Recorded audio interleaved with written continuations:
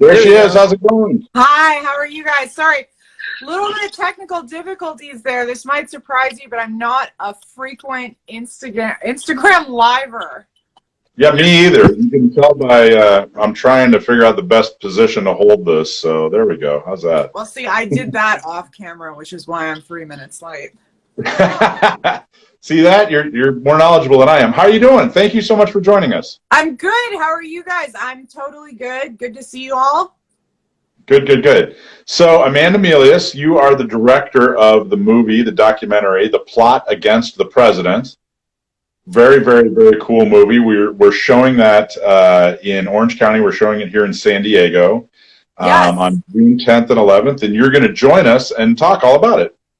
Yes, and I'm really happy to have an excuse to come on the West Coast. And I think you guys are the best excuse because, you know, I grew up on the West Coast, and as you and I talked about on our show, the Second Amendment was kind of my stomping grounds growing up, getting into politics, and it's a really big issue in California. And it really kind of makes sense that our sort of coming home would be to hang out with you guys and do this in Southern California. It's a place you don't think you'll find lots of gun nuts like us, but you will. Right. That's right. Well, that's our mission, is to help the gun nuts come out of the safe and be counted and get their CCWs and carry and shoot and do all kinds of fun stuff. So I can't tell you how appreciative I am that you're coming out and doing this. Let's give everybody a little bit. So happy to have you having us. Thank you so much. I mean, it's nice to have a friendly home to come, you know, play the movie and not have, you know, we don't have to it's not like we've got to rent out the Cinerama Dome that has apparently been canceled in LA and get sort of picketed on the way there. So it's nice that Orange County and San Diego are still fairly red. Yes. Well, yeah, and fairly 2A is what we're happy about. Right, okay. right. So you're coming from the swamp, right? You live in Washington, D.C.? Yes. Yeah. Sadly, you know, I stuck around. I'm still here trying to fight it out in the swamp. But, you know, I think half the administration like ran to Florida the next day or something. So I don't know if I'm the only one left, but no, I'm still here. My company's here. We're all here. There's plenty more to be done. But you know, my parents are in Los Angeles. Like I still have a heart in California. So it's good to be. You know, maybe I'll be bi-coastal. I'd be one of these like bi-coastal elites they always talk about. There you go. Just fly over to all the other states, right? No, no, never. So tell everybody, how do you describe the movie? I've been telling everybody about the movie. I watched the movie. My wife and I watched the movie together and love it. There's a ton of information. This is one of those documentaries that you got to watch a few times to really, truly get everything. So I'm looking forward to seeing it again. But describe to everybody what The Plot Against the President is. Well, okay, so these days, the way that I would say that it's the most relevant is, look, you've got stuff happening in the news every single day that you will understand better having seen the movie. If you look at even what they're doing with January 6th, there's still declassified documents coming out about Russiagate specifically. If you look at, there was a New York Times article recently about the intersection between private intelligence and the news cycle and law enforcement. All of this is boiled down in 90 minutes in the movie. I'm not saying watch it so that when you get in a debate with your left-wing friends you'll win, because that's not that's true, but that's not why you should watch it. You also, it's kind of like, it's the blueprint, right? This is the blueprint that the deep state continues to use over and over and over again for all of these different cases. It's what happened during Ukraine-Gate, the impeachment hoax. I mean, the impeachment hoax 1 and 2. You can, pick your issue. When people have a real understanding of the agenda and the blueprint that was pulled over on the entire country, in the vein of this Russiagate hoax, you really do have an understanding of what's going on these days, and are better armed to spot these things when you see it in the press, and to know what happened. I mean, frankly, it's a historical document. You know, you should have it. You should know it. You should buy it on DVD. You should tell your kids about it, because I have a feeling that the mainstream media is not going to allow the correct story to actually be told in history. So, you know, at its basic core, it's about Devin Nunes and his team and how they told the truth. They got to the bottom of why Russiagate was a hoax, and it absolved the Trump administration and the Trump campaign of having any interference, having any collusion, anything to do with the Russian government, which is, as we all know, a hoax we lived under for many, many years and was proven entirely untrue by that team. And it tells the story of these guys as heroes and villains. It's exciting. It's fun to watch. It's like a spy thriller, because it is a spy thriller. It's just a real life spy thriller. So, that last part, Amanda, that last part where you said, you know, how it dismantled the myth. Honestly, when I watched it, and I'm a big fan of Trump. I'm not a Republican. I'm not a Democrat. I'm not affiliated with any party. Our organization is nonpartisan, and I'm proud of that, and we're very happy about that. But I was a big Trump fan. I still am. I wish he was president. I voted for him, and I was vocal about it. But honestly, I didn't feel like it was necessary. It's not a Trump movie. Right. It's not even really a partisan movie. It's really a movie about the manipulation of a narrative by the media is kind of the way that's what I took out of it. Am I off, or? No, that's absolutely true. And I mean, that's the thing, is I always set out to make the movie in such a way that it's not partisan. And I think that's one thing that I'm very appreciative that a lot of people say about it. It's not hyperbolic. It's not, you know, I'm not going to call out anybody else, but it's not one of these hyper partisan things, because it doesn't have to be, because all I had to do is tell the truth. And I was, you know, all I had to do was film the right people telling the truth, you know, and that's really what it's about. It shouldn't matter if you're left, right, center, or otherwise.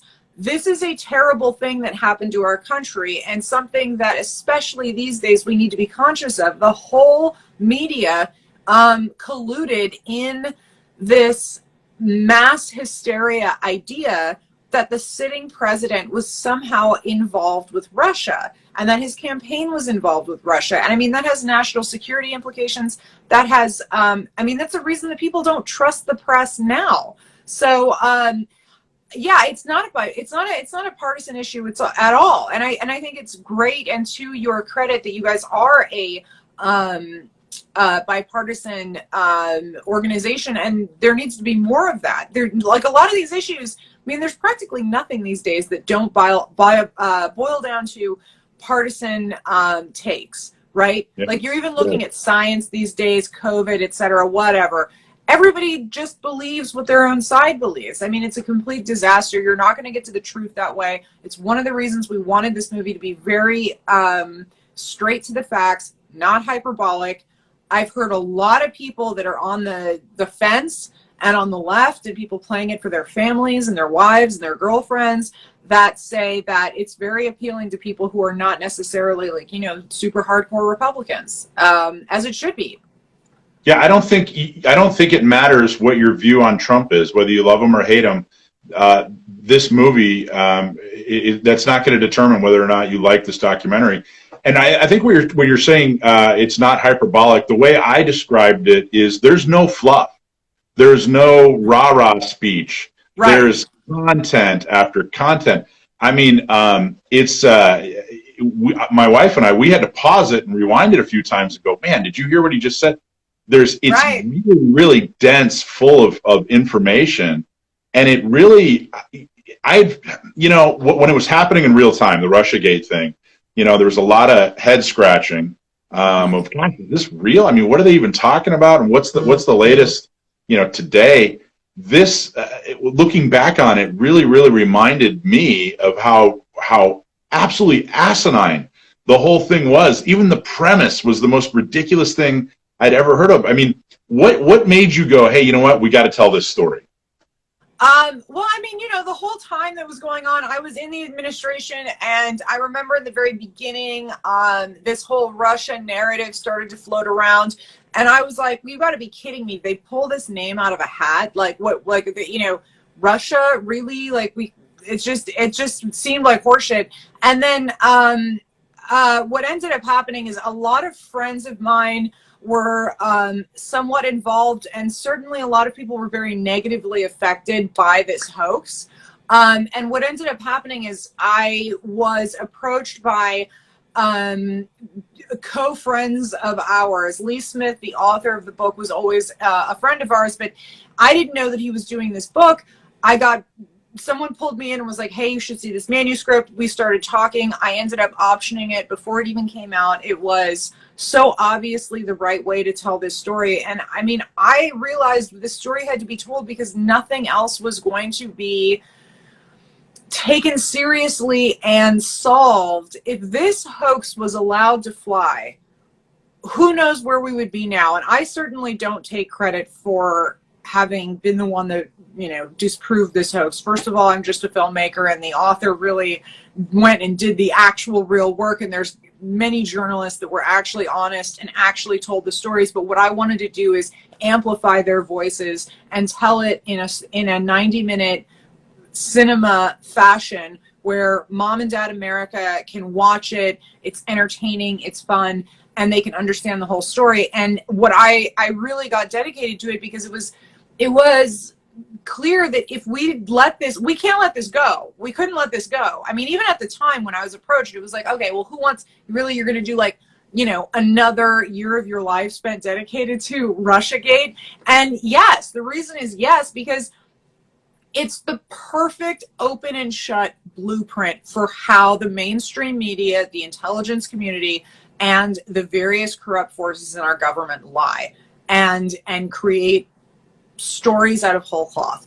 So it was very important to tell that and to get it down. And I mean, I think that's one of the reasons why it's been so successful.